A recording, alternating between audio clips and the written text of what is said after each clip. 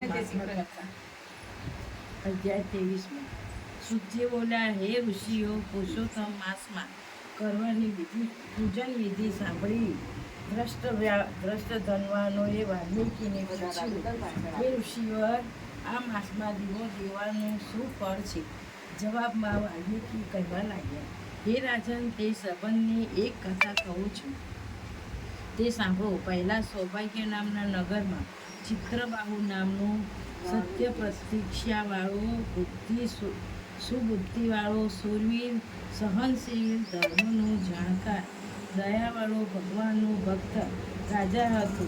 તેની ચંદ્રકળા નામની પત્ની હતી. એક દિવસ તે રાજાને ત્યાં અગત્ય ઋષિમુનિ આવ્યા. તેમને પ્રણામ કરી, પૂજા કરી, યોગ આસન પર બેસાડ્યાની રાજા પૂછવા લાગ્યો, હે કૃષ્ણના ભક્ત, તમે મારી આંગણે પધારીને મને પાવન કર્યા છે. મારો આ જન્મારો સફળ થયો છે. હે મહિષ્ય, મેં તમને મારું આ રાજ આપ્યું, કારણ કે વૈષ્ણવ ભગવાનને જે કાંઈ થોડું પણ આપવામાં આવે તે મેરુ સમાન થાય છે. હે મહાભાગ ચિત્રબાહુ રાજન, અગસ્ય બોલ્યા, તમે ઘણા પુણ્યશાળી છો. તમે વૈષ્ણવોનું રક્ષણ કરનાર છો. જ્યાં વૈષ્ણવનો વાસ નથી તેમનું રક્ષણ થતું નથી. તે રાજ્યમાં રહેવું ન જોઈએ. જે દિશામાં વૈષ્ણવનો છે, શ્રી કૃષ્ણ ચરણોનો આશ્રય છે, તે દેશ સહાય સુખી છે. તમારી ધાર્મિક વૃત્તિ જોઈ તમારી સાથે બોલતા મારી વાણી સફળ થાય છે. હે રાજન, જે રાજ મેં તમને આપ્યું તે તું સાંભળ. કહી અગત્ય ઋષિ મુનિ જવા તૈયાર થયા. ત્યારે રાણી મુનિને પગે લાગી. ત્યારે અગત્યએ કહ્યું, હે રાજરાણી, તમારું સૌભાગ્ય અખંડ રહો. તારે પતિવ્રતા ધર્મ પાળી સુખી થાવ. કહી આશીષ આપી પછી ચિત્રબાહુ પૂછવા લાગ્યો, મેં કયા પુણ્ય કર્યા તેથી લક્ષ્મી આવી સ્ત્રી મને અને આવું રાજ મળ્યું, તે મને કહો. રાજાનો પ્રશ્ન સાંભળી અગસ્ય મુનિએ સમાધિ ઉતારી કહેવા લાગ્યા, હે રાજન, અત્યારે પહેલાના જન્મમાં તમે ચમત્કાર નગરમાં શુદ્ધ જાતિમાં જન્મ્યા હતા. તમારું નામ મણિગ્રીવ હતું. એ મણિગ્રીવ કોઈ પણ જાતની પાપની કામ કરતા અચકાતો નહીં. તેની સુંદરી નામની પતિવ્રતા પત્ની તેની સેવા કરતી.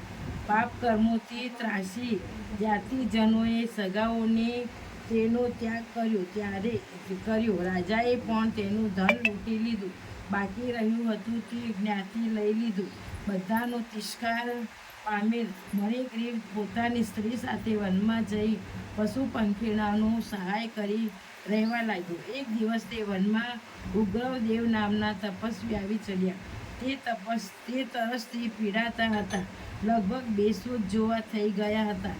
તે તેની દ્રષ્ટિએ પડ્યા એટલે ઋષિએ પોતાને સ્થાને લાગ્યો. તે તેની પત્ની સાથે તેમની સેવા કરવા લાગ્યો. ઋષિ સાવધાન થયા ત્યારે તેમને પૂછ્યું, તમે કોણ છો? જવાબમાં મણિગ્રીવે કહ્યું, પહેલાં હે ઋષિવર, પહેલાં તળાવે જઈ સ્નાન દાન કરો. હું અહીં તમારું રક્ષણ કરું છું. મણિગ્રીવની શબ્દો તસ્યા ઉગ્રદેવે ઉઠ્યા ને તે એનો હાથ ઝાલી તળાવે ગયા. ત્યારે તેની સ્ત્રી પણ તેની પાછળ ગઈ. સ્નાનદીથી પરિવારે શ્રી કૃષ્ણનું પૂજન કર્યું. પિતૃઓને તર્પણ કરી પાણી પીધું. પછી તે વડના ઝાડ પાસે આવ્યા. ત્યારે મણિગ્રીવ પોતાની પત્ની સાથે નમ્યો ને બોલ્યો, ઋષિવર, આજ અમારા અસદભાગ્ય કે તમે આવ્યા.